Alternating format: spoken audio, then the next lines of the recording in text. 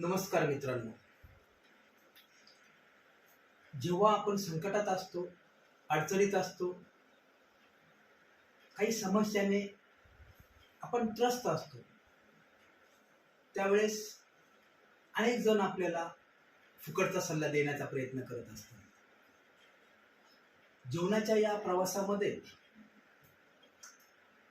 कधीतरी जीवन प्रवासात मनुष्याला हतबल करणारे प्रसंग घडले जातात, परंतु त्याच प्रसंगाचं भांडवल इतर करत आपल्याला सल्ला देण्याचा प्रयत्न करतात.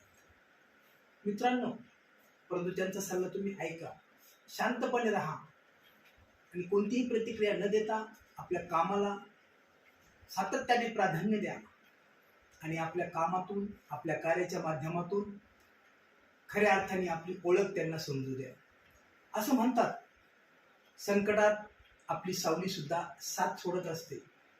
जेव्हा आपली सावलीच आपल्या सोबत नसते, तेव्हा इतरांनी दिलेला आपल्याला तो एक सल्ला, उपरोधिक दिलेलं भाषण ते विसरायचं असतं आणि आपलं कार्य पुढे घेऊन जायचं असतं.